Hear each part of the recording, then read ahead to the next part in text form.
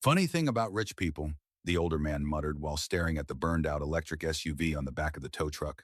They only trust a small garage after the expensive places fail first. The rain had stopped 20 minutes ago, but the streets of Southside Chicago still glistened under the pale reflection of neon signs and traffic lights. Water dripped steadily from the rusted edge of Carter Auto Repair, tapping the pavement like a slow metronome. Elijah Carter stood beneath the flickering garage light with a grease-stained rag hanging from his back pocket, his dark eyes fixed on the damaged vehicle in front of him. Smoke still lingered faintly around the hood, burned plastic, melted wiring, the sharp smell of overheated lithium hanging heavy in the cold night air. The customer climbed down from the tow truck, expensive loafers splashing into shallow puddles he clearly wasn't used to stepping in. "You Elijah?" he asked. Elijah nodded once. Quiet, calm, the man looked back at the SUV. "Internet said you warned people these things would happen." Elijah crouched beside the wheel well without answering. His fingers brushed gently across the warped metal frame like a doctor examining an injury nobody else caught in time.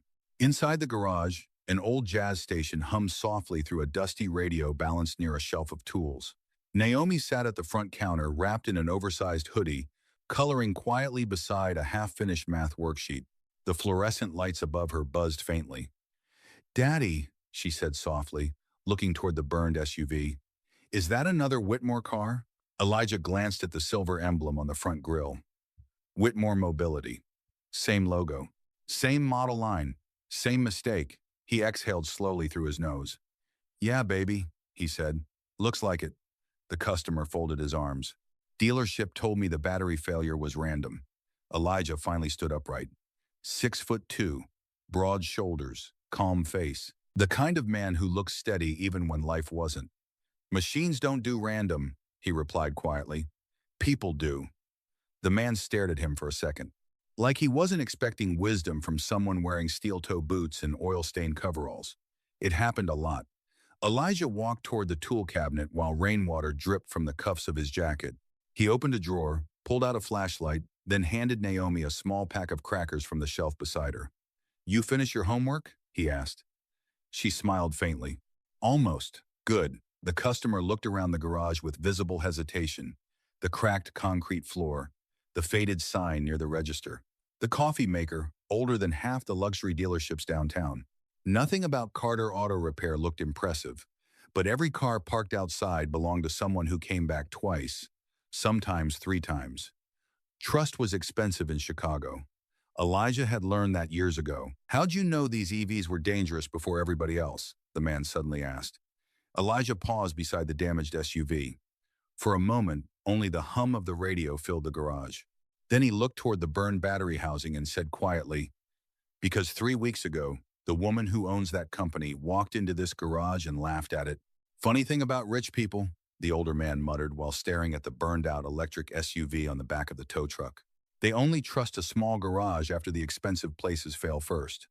The rain had stopped 20 minutes ago, but the streets of Southside Chicago still glistened under the pale reflection of neon signs and traffic lights. Water dripped steadily from the rusted edge of Carter Auto Repair, tapping the pavement like a slow metronome. Elijah Carter stood beneath the flickering garage light with a grease-stained rag hanging from his back pocket, his dark eyes fixed on the damaged vehicle in front of him. Smoke still lingered faintly around the hood, burned plastic, melted wiring, the sharp smell of overheated lithium hanging heavy in the cold night air. The customer climbed down from the tow truck, expensive loafers splashing into shallow puddles he clearly wasn't used to stepping in. "You Elijah?" he asked. Elijah nodded once. Quiet, calm. The man looked back at the SUV. "Internet said you warned people these things would happen." Elijah crouched beside the wheel well without answering. His fingers brushed gently across the warped metal frame like a doctor examining an injury nobody else caught in time. Inside the garage, an old jazz station hummed softly through a dusty radio, balanced near a shelf of tools. Naomi sat at the front counter wrapped in an oversized hoodie, coloring quietly beside a half-finished math worksheet. The fluorescent lights above her buzzed faintly. "Daddy," she said softly, looking toward the burned SUV. "Is that another Whitmore car?" Elijah glanced at the silver emblem on the front grille. Whitmore Mobility. Same logo, same model line, same mistake. He exhaled slowly through his nose. Yeah, baby, he said. Looks like it. The customer folded his arms. Dealership told me the battery failure was random. Elijah finally stood upright. 6'2", broad shoulders, calm face. The kind of man who looks steady even when life wasn't. Machines don't do random, he replied quietly. People do.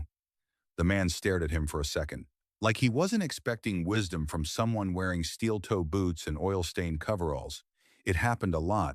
Elijah walked toward the tool cabinet while rainwater dripped from the cuffs of his jacket. He opened a drawer, pulled out a flashlight, then handed Naomi a small pack of crackers from the shelf beside her. You finish your homework? He asked. She smiled faintly. Almost. Good? The customer looked around the garage with visible hesitation. The cracked concrete floor, the faded sign near the register, the coffee maker older than half the luxury dealerships downtown. Nothing about Carter Auto Repair looked impressive. But every car parked outside belonged to someone who came back twice, sometimes 3 times. Trust was expensive in Chicago. Elijah had learned that years ago. How'd you know these EVs were dangerous before everybody else? The man suddenly asked. Elijah paused beside the damaged SUV. For a moment, only the hum of the radio filled the garage. Then he looked toward the burned battery housing and said quietly, because 3 weeks ago, the woman who owns that company walked into this garage and laughed at it.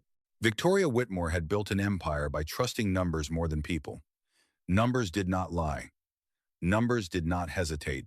Numbers did not walk around in steel-toe boots inside a rundown garage, smelling like motor oil and rainwater. So when Elijah Carter calmly questioned the engineering behind one of her company's flagship electric vehicles, every instinct inside her rejected it immediately.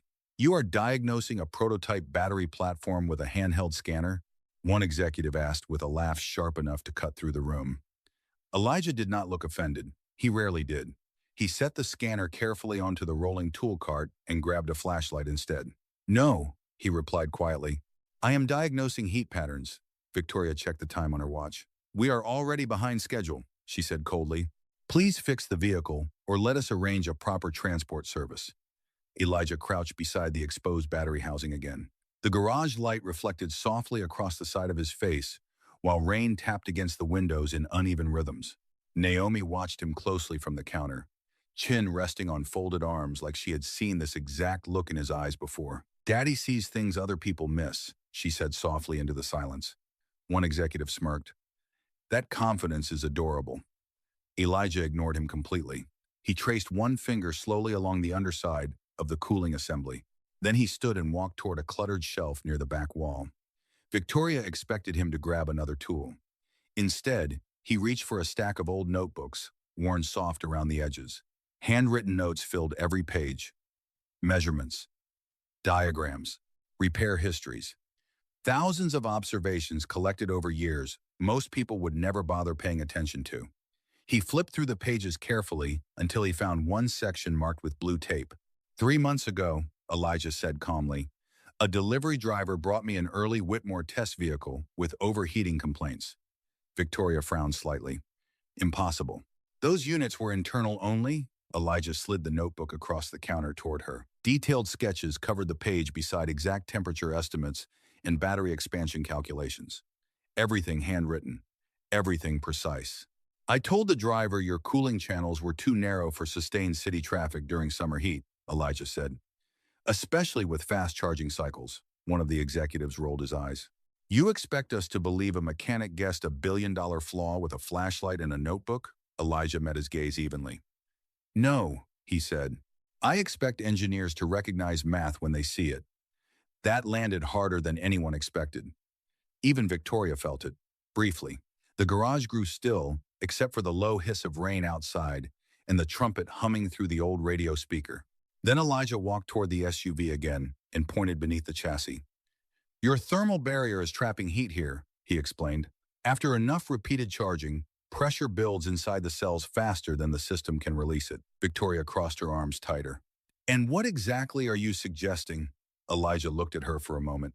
Not intimidated, not arrogant, just tired in the way people become after explaining the truth too many times to people who only respect expensive versions of it. I am suggesting, he said quietly, that if these vehicles stay on the road without redesign, Eventually, one of them is going to catch fire somewhere crowded. The sentence hung in the garage like thunder before a storm.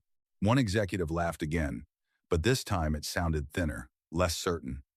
Victoria stepped closer slowly, heels clicking against stained concrete floors.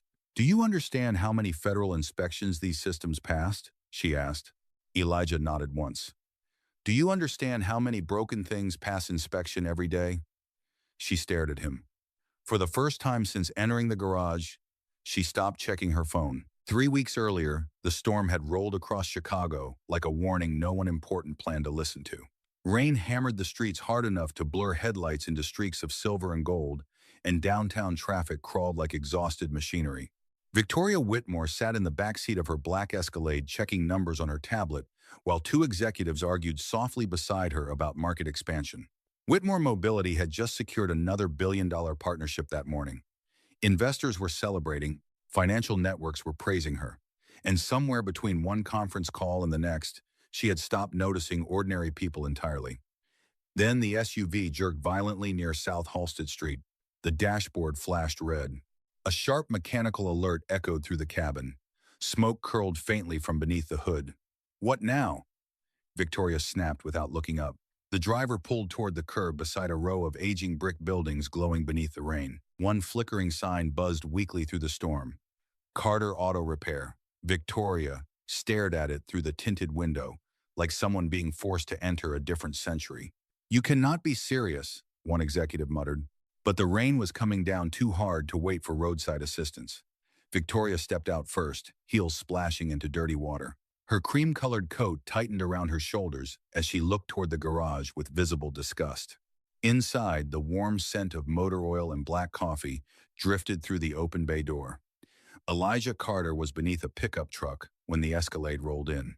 Naomi sat nearby at a folding table, coloring planets onto construction paper, while an old jazz trumpet played softly through a scratched radio speaker. The scene looked small, quiet, human.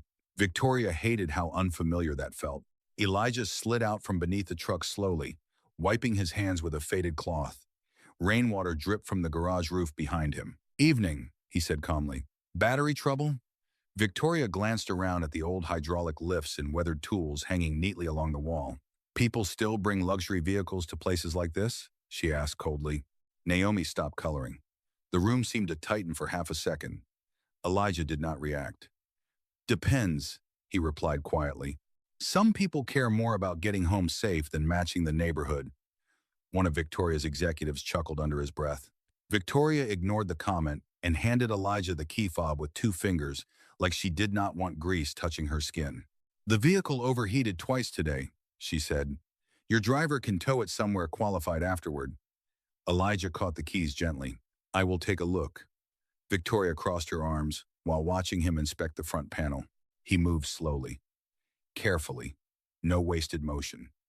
The kind of confidence people develop after years of fixing things nobody else understands anymore. Naomi looked toward Victoria for a moment before quietly asking her father, "Daddy, should I make more coffee?" Elijah nodded once. "Please, baby." Victoria noticed how softly he spoke to the little girl. Not performative, not dramatic, just steady, like patience had become part of his breathing. She looked away almost immediately. Elijah connected a diagnostic scanner beneath the dashboard, but after only 30 seconds his expression changed slightly, barely noticeable. "Still enough. Who approved this cooling system?" he asked quietly. Victoria looked up from her tablet. "Excuse me?" Elijah stepped back from the SUV. Rain crackled outside the garage while the old jazz station hummed low beneath the silence. "This battery housing is trapping heat," he said. "If enough pressure builds inside these cells, one bad thermal spike could shut the whole system down." One executive laughed openly this time. "That is adorable," he said. "A neighborhood mechanic auditing a billion-dollar engineering team." But Elijah kept looking at the vehicle instead of them. And somehow that made the room quieter than shouting ever could. Victoria Whitmore left Carter Auto Repair that night, irritated for reasons she could not fully explain. The rain had slowed to a cold drizzle by the time her driver pulled the repaired Escalade away from the curb, but Elijah's words stayed in the vehicle long after the garage disappeared behind them. "Your company is going to mistake delayed failure for safety."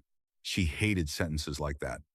Sentences that lingered, sentences that sounded simple until they started echoing at 3 in the morning. Back downtown, the glass tower of Whitmore Mobility glowed against the Chicago skyline like a monument built entirely from ambition.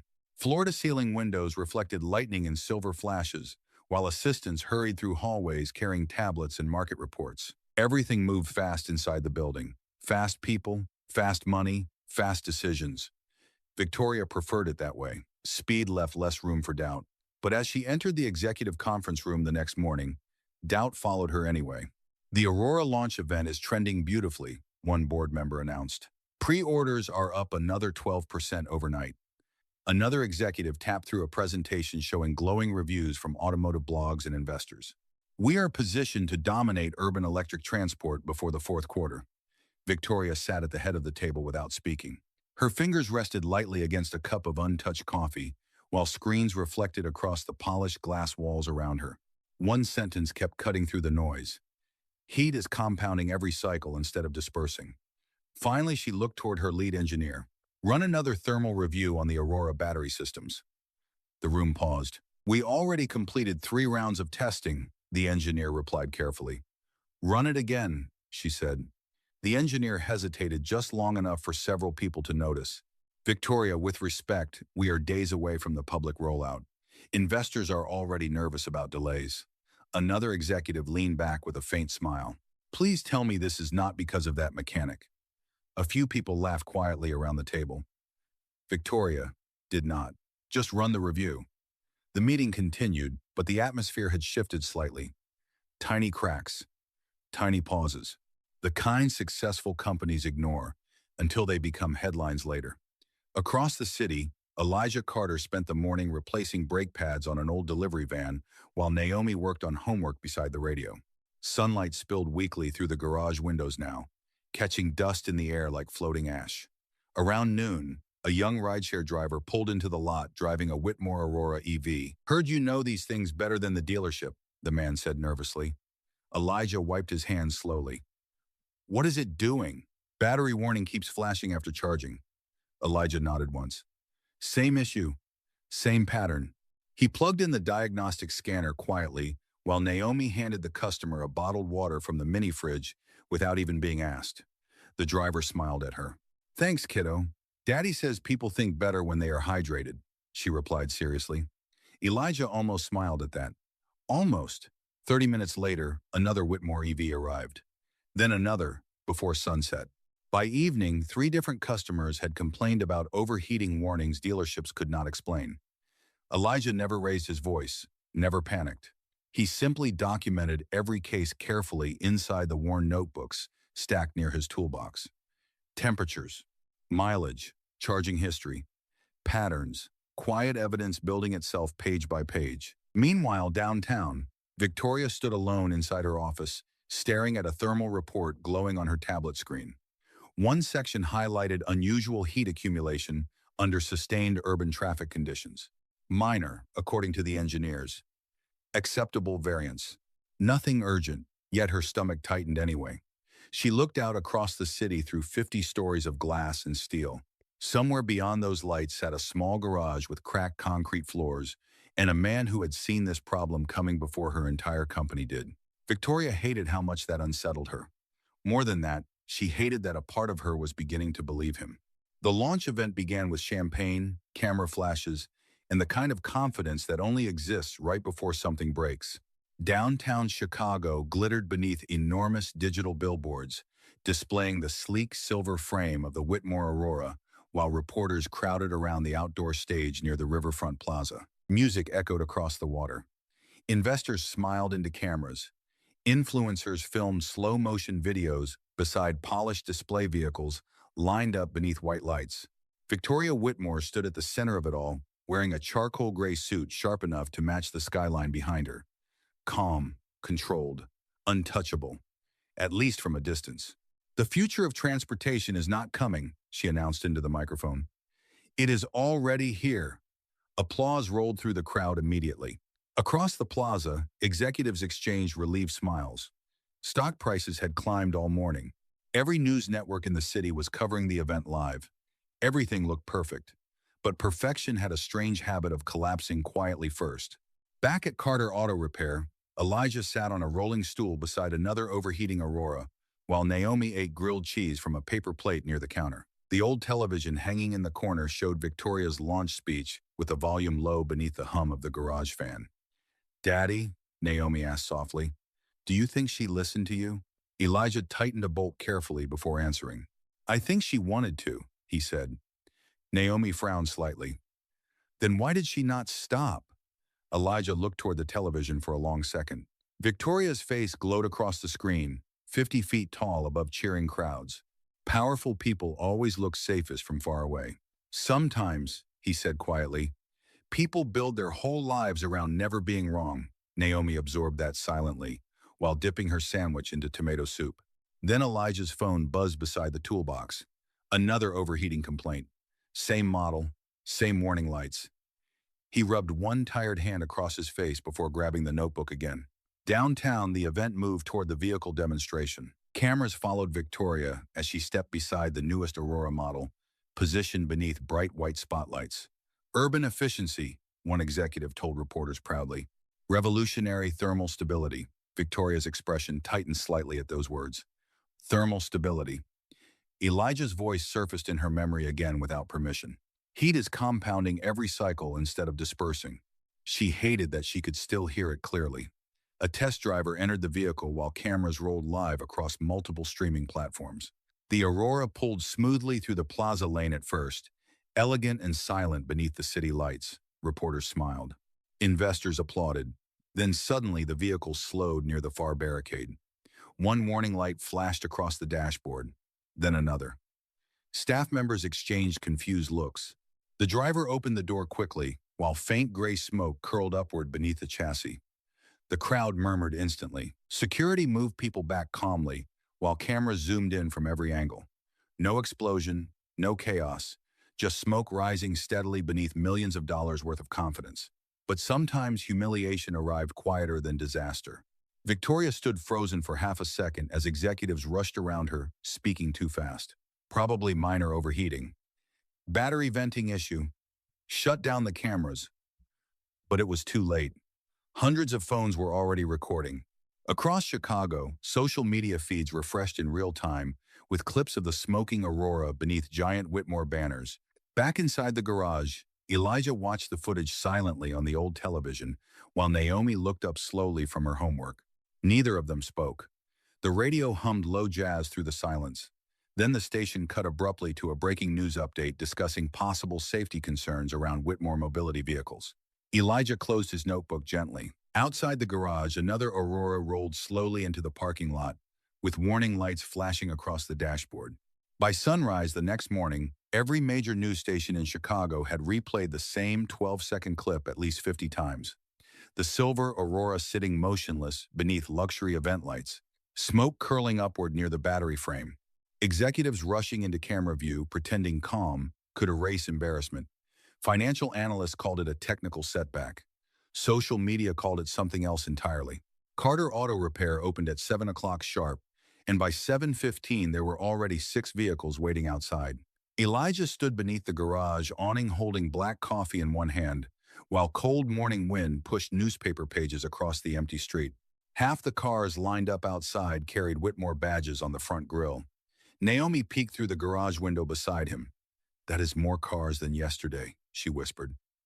Elijah nodded slowly. People get nervous when expensive things stop feeling safe.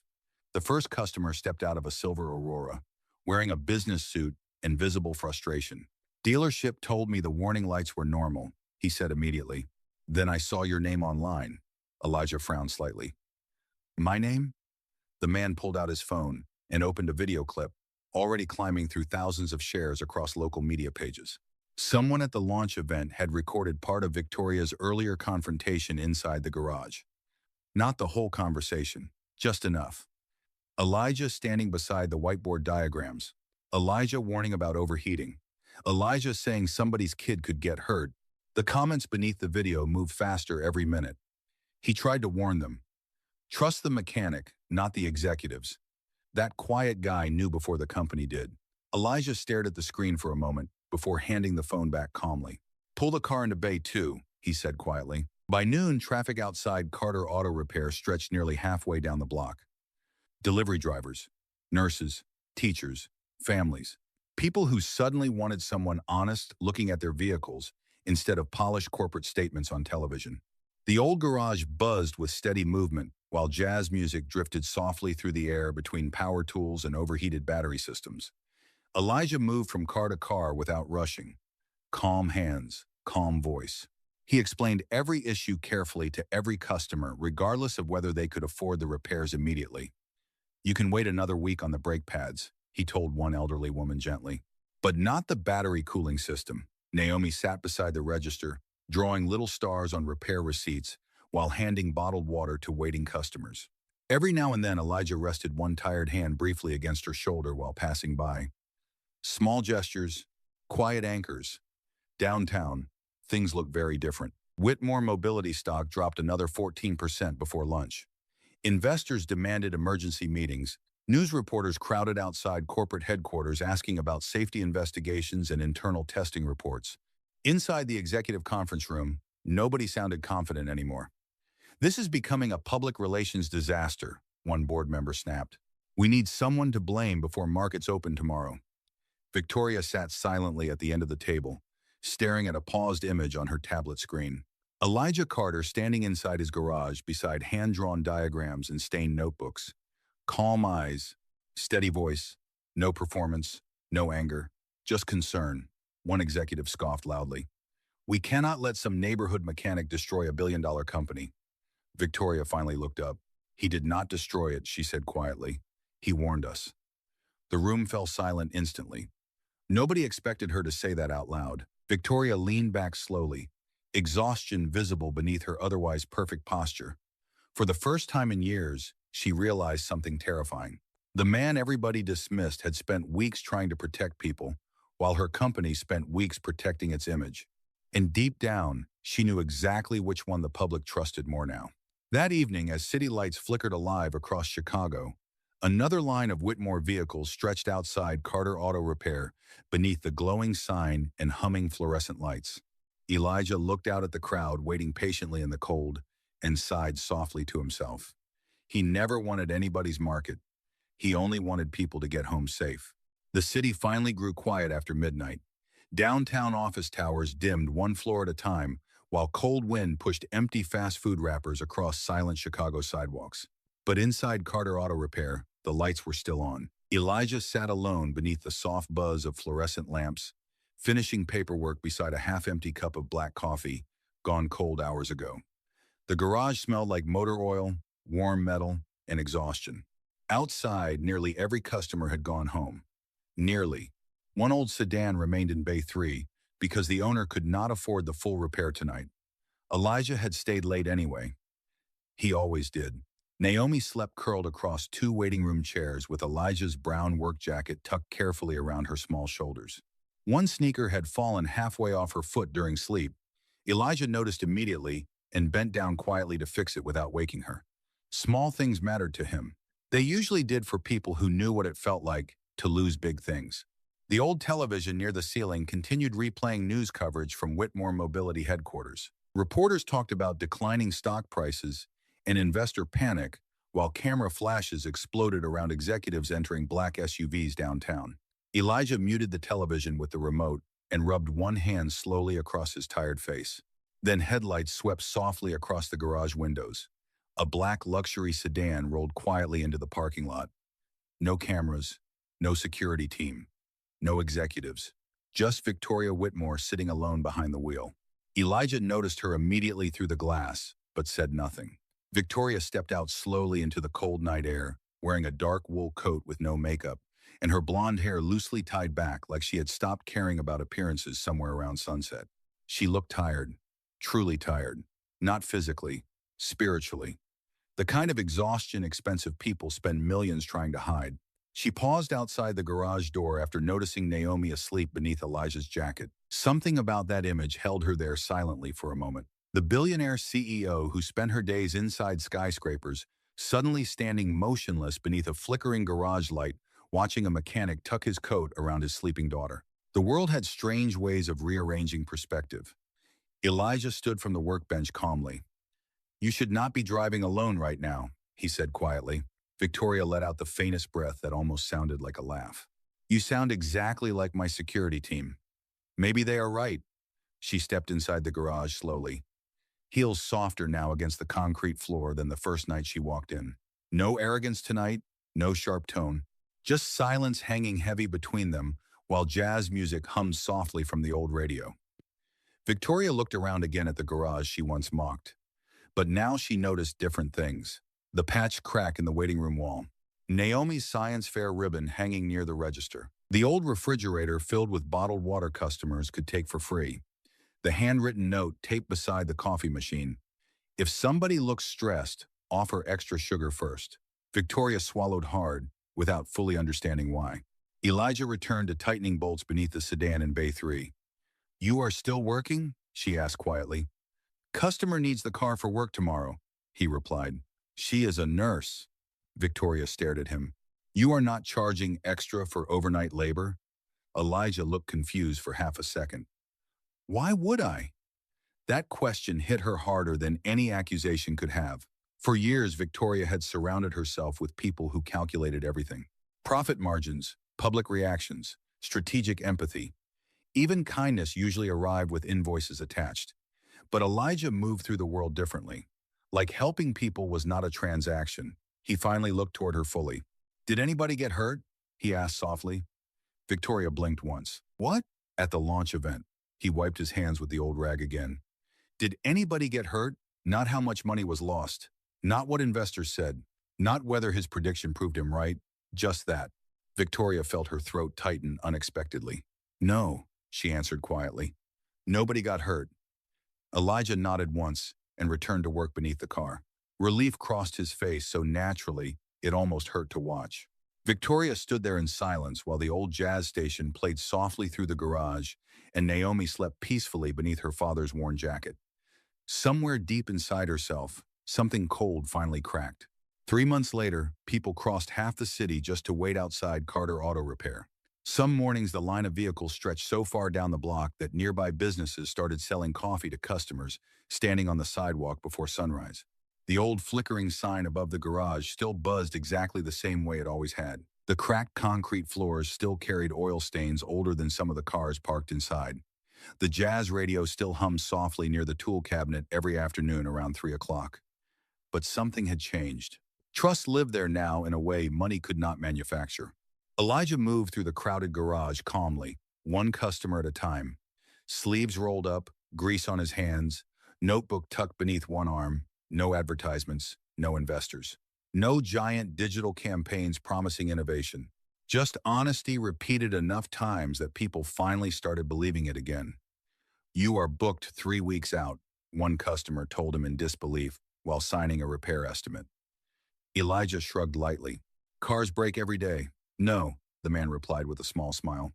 "People trust you every day." Elijah did not know how to answer that, so he simply returned to work beneath the hood of another Aurora. Across the street, a black sedan sat quietly near the curb. Victoria Whitmore watched through the window from the back seat with her tablet resting untouched beside her.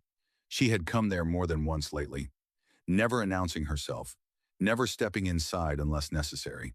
Sometimes she simply sat and watched the steady rhythm of the place, the way Elijah greeted every customer by looking them directly in the eyes, the way Naomi handed snacks to tired parents waiting too long, the way nobody inside the garage seemed afraid. Whitmore Mobility still existed, but smaller now, leaner, forced into recalls, redesigns, and public apologies. Investors had called it humiliation. Victoria privately called it survival. Strange thing was, she no longer hated the word.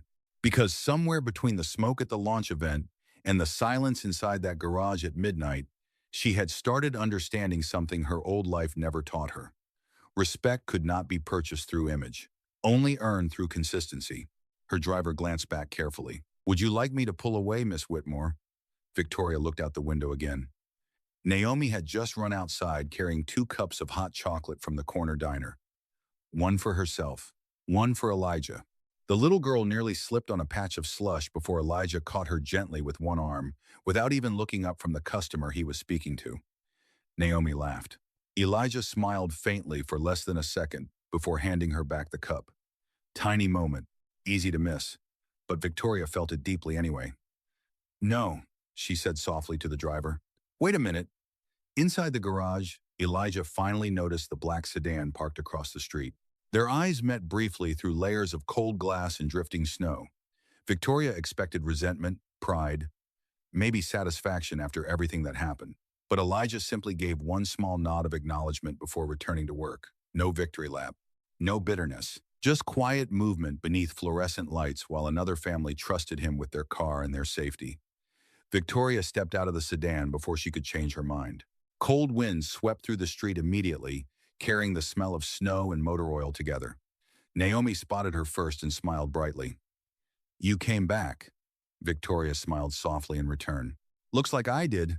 Naomi walked toward her, holding the extra cup of hot chocolate with both mitten-covered hands. Daddy says cold people think sad thoughts longer, she explained seriously. So this helps. Victoria accepted the cup slowly.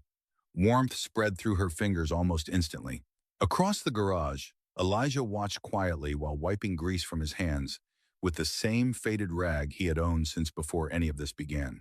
The city behind them kept moving fast, traffic lights changing, stock markets opening, people chasing bigger things. But beneath the soft hum of jazz music and falling Chicago snow, Victoria Whitmore suddenly realized she was standing in front of the richest man she had ever met. Not because of what he owned, because of what he never lost.